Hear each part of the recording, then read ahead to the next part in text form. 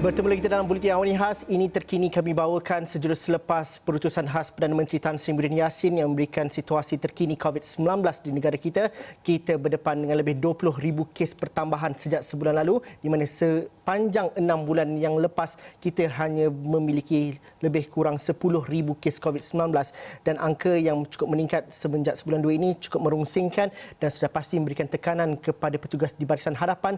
Di Sabah sahaja, menurut Perdana Menteri, sekitar 300 petugas di Barisan Hadapan dijangkiti COVID-19 dan lebih 1,200 kaki tangan Barisan Hadapan dikuarantin kerana COVID-19, dan anggota polis ataupun anggota polis Diraja Malaysia juga sekitar 11,000 terpaksa dikuarantin kerana ancaman COVID-19. Itu situasi di Sabah sahaja, tapi saya ingin bersama dengan Dr. Ahmad Munawar Helmi, Koordinator Task Force Emirate COVID-19. Hello, Assalamualaikum Doktor.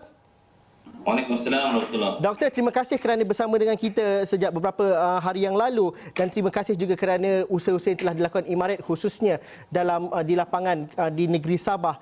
Dengan angka ataupun sedikit gambaran yang diberikan oleh Perdana Menteri tadi, mungkin ini juga menuntut perhatian dan juga tindakan yang menyeluruh untuk kita menangani COVID-19 khususnya di negeri Sabah.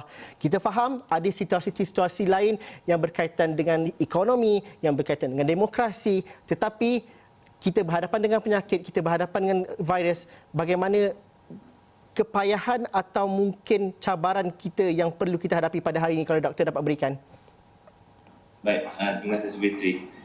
Pertama sekali, seperti yang Yang Berhormat Perdana Menteri beritahu tadi, kita tahu yang kapasiti kesihatan kita buat masa ni kritikal, tetapi masih boleh manage. Bermakna kalau kita lihat sebelum ini, tujuan kesemua langkah-langkah dilakukan untuk kita flatten the curve. Ataupun untuk melandaikan lengkuk, sebab kita ada health capacity kita, limit dia, dan curve tu kita nak landaikan supaya tidak melepasi kita punya kapasiti kesihatan. Dan oleh sebab itu, apa tindakan kita adalah dan seperti semua yang telah dilakukan oleh Kementerian Kesihatan adalah untuk meningkatkan kapasiti kesihatan dengan cara menambah manpower, menambahkan resources, facility, katil-katil, dan buat masa ini yang kita aktif tengah buat di lapangan sekarang adalah mengesan lagi banyak kes dengan cara membuat mass sampling. Dalam masa yang sama, kita nak elak supaya kes-kes yang severe ni, yang teruk ni sampai ke hospital. Dan kita tak nak kes-kes yang tahap 3, 4 atau yang teruk tahap 5 sampai ke hospital, dan kita pula dengan kapasiti kesihatan yang agak kritikal tidak dapat menampung.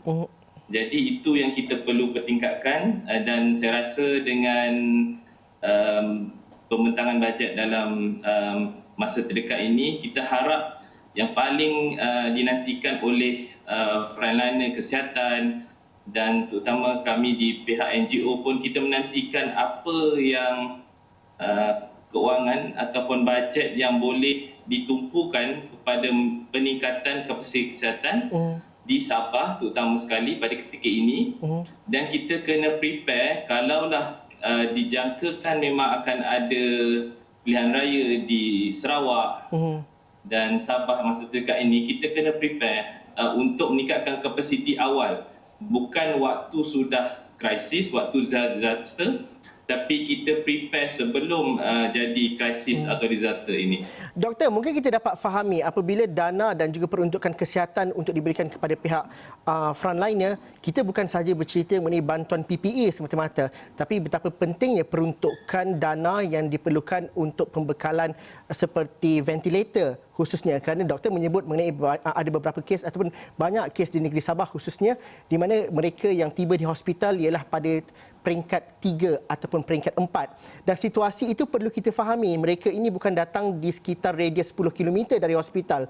Mereka mungkin datang dari pedalaman, dari Pulau Bumbung ataupun pulau-pulau yang berselerakkan di negeri Sabah itu. Mungkin bagaimana doktor dapat memberikan realiti di bawah sana, demografi dan juga geografi di negeri Sabah itu, dan betapa pentingnya peruntukan bajet, peruntukan dana itu perlu disegerakan. Ini dalam kita bercerita ni fasa yang kita hadapi sekarang terlebih dahulu. Baik, terima kasih.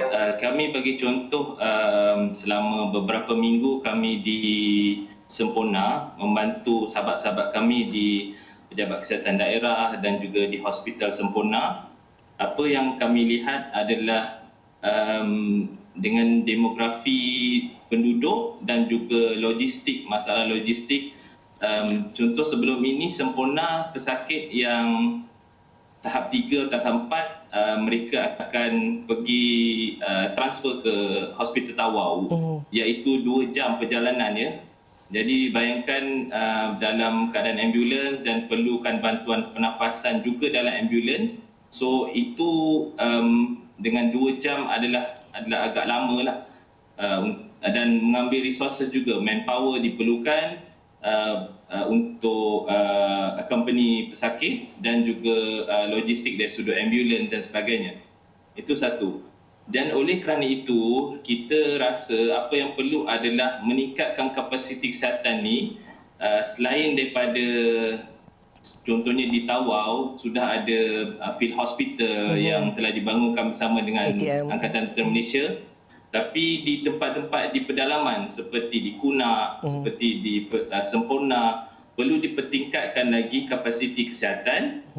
Dan buat masa ini, walaupun kes sudah menurun, yang kita perlu lagi pertingkatkan adalah pengesanan kes. Kita nak aktif case detection atau pengesanan kes secara aktif sebelum kes ini sampai tahap 3 atau 4. So kita kena buat mass sampling sebanyak mungkin, testing menggunakan RTK antigen, kerana RTK antigen ni dia mendapat keputusan secepat mungkin lah. So kita dapat detect dan terus kita isolate secepat mungkin. Dan tempat seperti di Sempurna, ada 46 pulau di Sempurna. Dan kita tahu pulau-pulau ini juga ada juga bukan warga negara, ada juga yang stateless. So memang sangat complicated, berbeza dengan macam mana kita menangani COVID ketika di Lembah Kelang tempoh hari. Ini keadaan di Sempurna atau di Sabah amat mencabar. Tapi insya-Allah kita boleh tangani dengan kerjasama semua agensi. It's going to be a multi-agency approach. Maksudnya bukan saja Kementerian Kesihatan, bukan saja kesihatan, tetapi semua agensi perlu adakan enforcement, perlukan ada NGO. Kerana NGO ni juga mereka sering bersama dengan komuniti, mereka sering melakukan program sebelum ini yang tidak cover oleh pihak autoriti. NGO yang banyak memberi bantuan. So NGO juga faham dengan, especially local NGO lah, faham dengan keperluan masyarakat setempat. So NGO pun penting. Dan nombor 3, bagaimana kalau kita nak tangani ni dalam masa sama nak bagi keperluan makanan, food pack for example. So ini adalah keperluan yang mendesak, kita boleh lakukan insya-Allah, tapi kita perlukan semua orang bersama-sama untuk melakukan plan inilah. Doktor, kalau kita melihat juga apa yang berlaku di Sarawak ini menuntut kerja keras dan juga bersepadu dan tidak mudah untuk dilakukan. Selut kepada siapa yang berada di lapangan sana. Akan tetapi doktor, kalau kita membayangkan di masa akan datang, meskipun kita bersiap sedia dengan SOP, dengan penggubalan dasar, peruntukan untuk menghadapi pilihan raya akan datang, kita sukar untuk mengawal penularan COVID-19 kerana ianya cukup hanya sekadar 1 atau 2 indeks kes, ianya boleh merebak dengan begitu cepat menjadi satu kluster ataupun beberapa kluster yang lain. Pada pandangan doktor, bagaimana kita tidak mengulangi kesilapan lalu? Bagaimana kita memandang ke hadapan? Benar kita ada pilihan raya dan sebagainya, tapi itu perlu dilakukan dan juga dibincangkan secara berhemah supaya kita tidak berhadapan dengan situasi sukar seperti ini, seperti di Sabah. Baik, pertama sekali pandangan saya sebenarnya setuju dengan pandangan Yang Berhormat Perdana Menteri yang menyatakan kalau boleh tiada pilihan raya pun diadakan atau ditangguhkan. Tapi kita tahu itu amat sukar dilakukan. Itu melibatkan perlembagaan. Jadi memang that is the first choice lah. Kalau kita dapat lakukan, kita tangguhkan bila sudah reda dan kita sudah mempunyai SOP yang sangat ketat yang boleh diadaptasikan lah dalam masyarakat.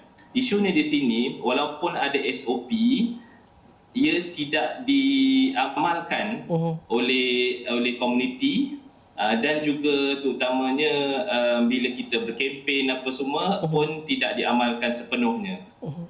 Saya rasa Tan Sri DG beberapa hari ini telah menyatakan kalaulah terpaksa dilaksanakan, beberapa langkah perlu dilakukan untuk sekurang-kurangnya mengurangkan risiko sebaran wabak. Tapi kita faham benda ni walaupun kita buat sebanyak mana SOP sekalipun, yang penting kepatuhan SOP tu yang agak sukar. So apa yang kita alami contohnya di Semporna, di pedalaman, kadang-kadang kita rasa kita semua ni faham mengenai SOP, kenapa dilakukan, tapi di pedalaman tak ada maklumat tu.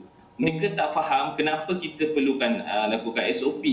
Bagi mereka even sampai satu tahap kena COVID ataupun tak dapat makanan ke buluh, baik kena COVID daripada ke buluh. Tak makan. So itu kena fahamkan. Perlu fahaman masyarakat setempat juga, penerangan kepada mereka. So itu saya rasa gap yang perlu dilakukan. Itu realitinya. Terima kasih Dr. Ahmad Munawar Helmi, Koordinator Task Force Imarit COVID-19. Terima kasih juga atas tugas yang anda lakukan di negeri Sabah bersama rakan-rakan lain dan juga pihak NGO lain.